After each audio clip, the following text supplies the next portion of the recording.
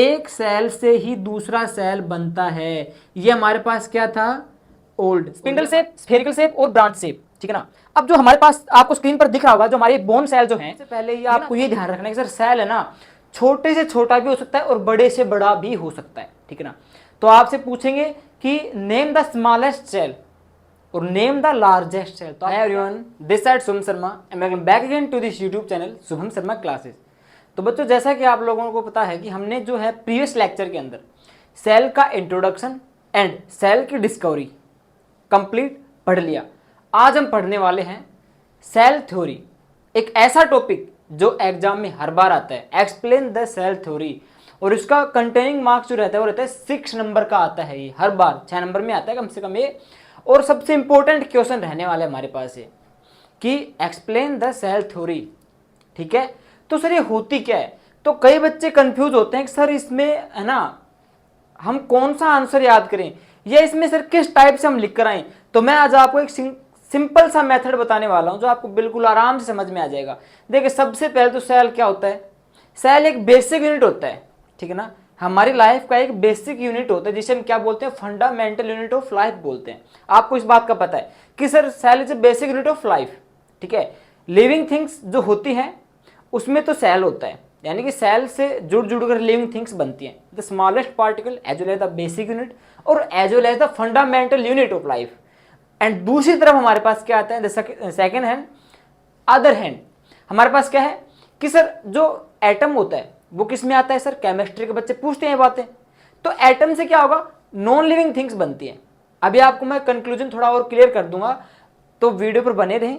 और सब्सक्राइब नहीं किया अभी तक, सब्सक्राइब कर लीजिए ताकि आपके पास हर नई अपडेट सही समय पर पहुंच जाए। तो देखिए, सेल थ्योरी हमारे को सर क्या कहती है। तो सबसे पहले मैंने जो है स्क्रीन पे 3 साइंटिस्ट जो है ना उनको चिपका रखा है, यानी कि आपको उनके डायग्राम दिख रहे होंगे, उनकी तस्वीरें, जिसमें हमारे पास 3 साइंटिस्ट हैं, तीनों ने मिलकर बताया था, ठीक है। जिसमें से 2 साइंटिस्ट तो पढ़े लिखे थे, यानी कह सकते हैं यार थोड़ा सा। तीसरा जो था ना वो चालू था दिमाग से, उसने दिमाग से काम लिया, ठीक है। जैसे आपको कोई क्वेश्चन याद नहीं है और किसी तीसरे इंसान ने उस क्वेश्चन का आंसर दे दिया, आप लोग क्या कहोगे कि हाँ यही सही है, क्या पता तुक्का लग जाए। उसी प्रकार से हमारे पास 3 साइंटिस्ट हैं, एक तो है सैकलेटन और ये सामान और है विर्चो।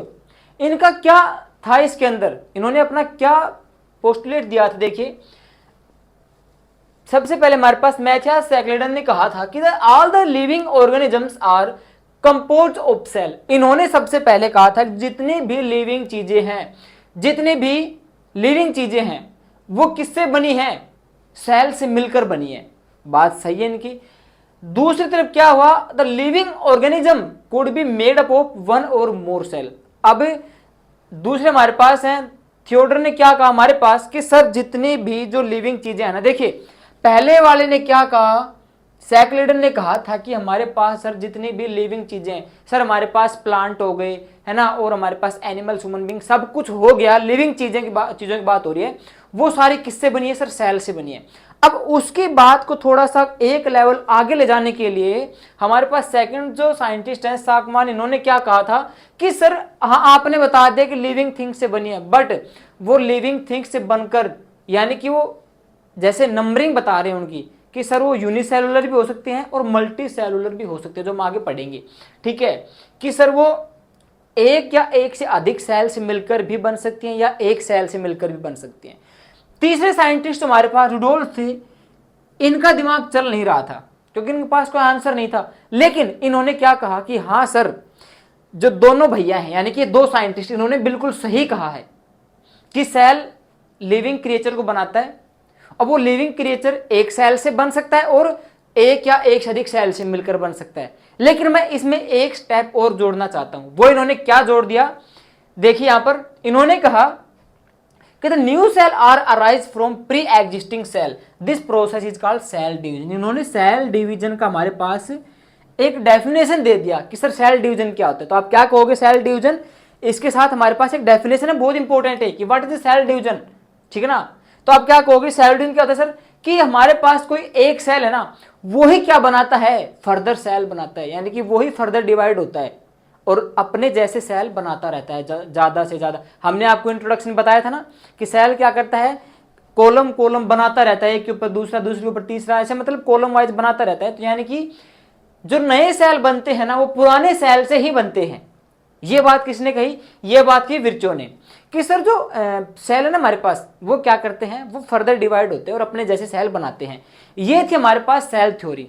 ठीक है, हमने देखिए सेल का इंट्रोडक्शन पढ़ लिया, सेल की डिस्कवरी पढ़ ली और आज हमने सेल की थ्योरी भी पढ़ ली क्या होती है। दोबारा से बता रहा हूं कि सर जितने भी लिविंग ऑर्गेनिज्म है, animals as well as plant, जो हमारे पास प्लांट हो गए, ह्यूमन बींग, सब कुछ किससे बनते हैं सर? सेल से बनते हैं। दूसरी बात सर वो सिंगल एक सेल से मिलकर बन सकते हैं, एक या एक से अधिक से मिलकर बन सकते हैं। और तीसरी बात जो नए सेल जो बनते हैं वो पुराने सेल से बनते हैं। अब सर इसका प्रिंसिपल आता है हमारे पास, एक सिद्धांत और है इसका। अब सर प्रिंसिपल में हमारे पास क्या आएगा, देखिए प्रिंसिपल क्या कहता है इसका, कि हमने देखा है सर एक सेल से ही दूसरा सेल बनता है। ये हमारे पास क्या था? ओल्ड, और ये हमारे पास क्या है? न्यू सेल बन गया। तो ये कह रहा है कि जो न्यू सेल बनेगा ना, तो ये सिर्फ प्रोसीजर किस में होता है, यानी कि सेल डिवीजन किस में होगा इसके अनुसार? ये सिर्फ आपका लिविंग थिंग्स में होगा। ठीक है, लिविंग थिंग्स में होगा, नॉन लिविंग में नहीं होगा। ठीक है, यानी कि सर जो नए सेल अराइज होंगे वो सिर्फ किस में होंगे? सिर्फ सर लिविंग थिंग्स में होंगे, नॉन लिविंग थिंग्स में नहीं होंगे, क्योंकि the cell is a basic unit of life. ये था इसका प्रिंसिपल। ठीक है ना। अब हम पढ़ेंगे सर सेल के नंबर, उनकी शेप्स, कलर वगैरह सब कुछ पढ़ेंगे। ठीक है, उनका साइज, शेप एंड नंबर। ठीक है, तो आई होप आपको ये समझ में आ गया होगा। तो बच्चों अभी तक हमने सेल के बारे में कंप्लीट पढ़ लिया सर, उसका डिस्कवरी, उसका इंट्रोडक्शन और उसकी थ्योरी। अब हम एक सेल के बारे में पढ़ेंगे सर, सेल खुद एक कैसा होता है। जरूरी नहीं है कि सेल गोल होता है, चौकोर होता है, ये सारी बातें अलग हैं। अब हम सेल के बारे में पढ़ेंगे, सेल का शेप कैसा होता है, उसका साइज क्या होता है, उसका नंबरिंग क्या होता है, उसके सब कुछ मतलब उसका हर एक चीज हम डिस्कस करेंगे। अब क्यों, किस प्रकार का दिखाई देता है, कैसा होता है, नंबर यानी कि सर यूनिसेलुलर होता है, मल्टी सेलुलर हो सकता है, ये कंप्लीट हम पढ़ेंगे। अब हम पढ़ेंगे बच्चों इसका सेल का नंबर। ठीक है ना, जो हमारे पास था सेल का साइज, शेप एंड नंबर, तो अब हम पढ़ेंगे नंबर। ठीक है, डिफरेंट नंबर किसके?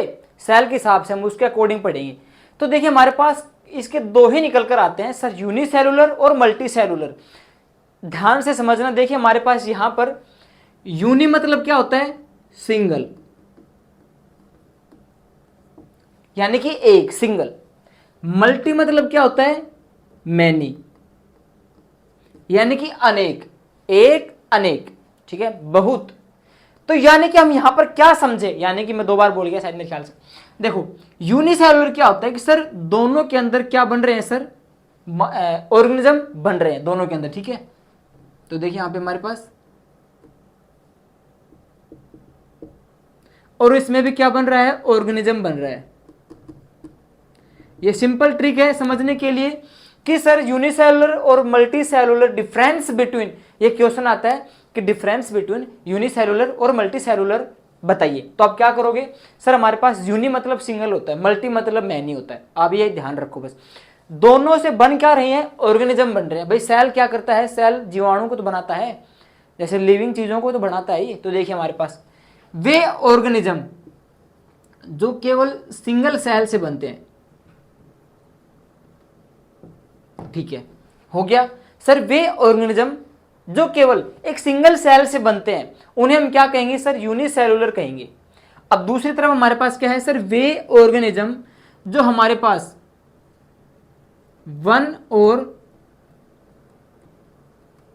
सेल से मिलकर बने हैं, यानी कि एक या एक से अधिक सेल से मिलकर बने हैं, उन्हें हम क्या कहेंगे? उन्हें हम कहेंगे मल्टी सेलुलर।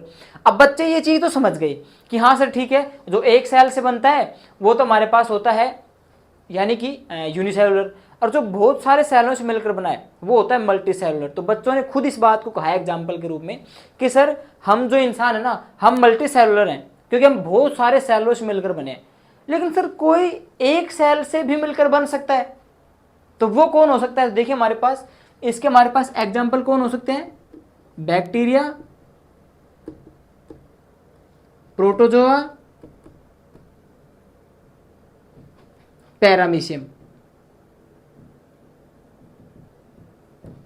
और मल्टी के हमारे पास क्या होंगे सर? सबसे पहले तो ह्यूमन बींग्स आ गया, और प्लांट्स हमारे जैसे हैं ही। तो ये हमारे पास क्या है सर, मल्टी सेलुलर और यूनिसेलुलर। इसका अब हम पढ़ेंगे नेक्स्ट,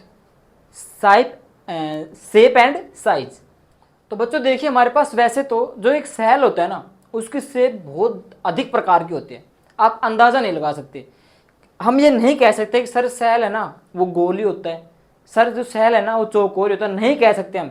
लेकिन फिर भी according to our 9th class हमने जो है सेल को 3 भागों में शेप के अंदर डिवाइड किया है। देखिए हमारे पास स्पिंडल शेप, स्फेरिकल शेप और ब्रांच शेप, ठीक है ना।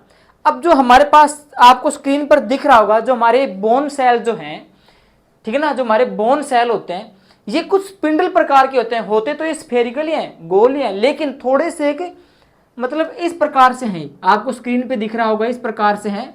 ये हमारे कौन से हैं, स्पिंडल शेप होता है। उसके बाद हमारे पास है सर ओवम, ठीक है ना, ये स्फेरिकल शेप के होते हैं। ओवम यानी आपको स्क्रीन पर दिख रहा है जो फीमेल का सेक्स सेल होता है, जो आपने रिप्रोडक्शन में पढ़ा है या आगे मैं आपको पढ़ाने वाला हूँ, 8th क्लास में आप सभी ने पढ़ा होगा। तो ये कुछ स्फेरिकल टाइप होते हैं, ठीक है ना, स्क्रीन पर आप सभी को दिख रहा होगा। तो ये है स्फेरिकल शेप टाइप। अगला हमारे पास है sir branch and elongated shape. Branch आप सभी जानते हो सर, कोई जैसे शाखा होती है ना, कोई पेड़ की टहनी होती है जो मतलब लंबी सी होती है, मतलब आप ऐसे लगा सकते हो, जैसे हमारे पास ये हो गई, ठीक है ना, इसका ये ऐसे निकल रहा है, मतलब ब्रांच शेप, ठीक है ना।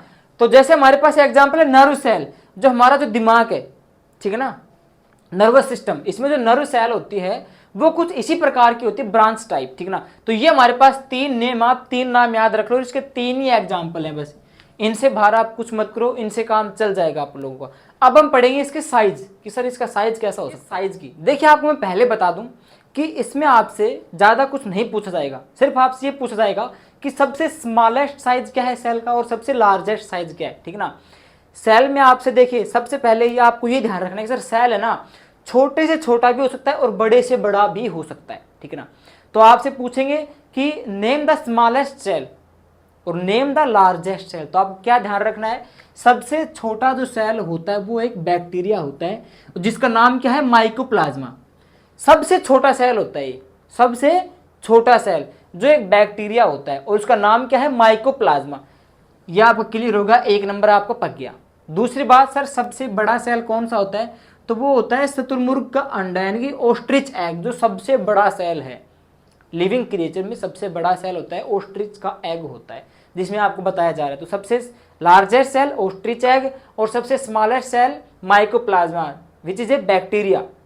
सो नाउ अब हम पढ़ेंगे कि सर सेल के कंपोनेंट क्या क्या होते हैं, जो कि हम पढ़ने वाले हैं लेक्चर नंबर 3 में, ठीक ना। जिसने लेक्चर नंबर 1 और 2 नहीं देखा, शायद आज लेक्चर नंबर 2 है, जिसने सब प्रीवियस पार्ट नहीं देखा तो उसका लिंक मैंने डिस्क्रिप्शन में डाल दिया है, वहां पे आप जाके उसको पढ़िएगा। तो मिलते हैं इसके 2nd लेक्चर में, तब तक के लिए जय हिंद।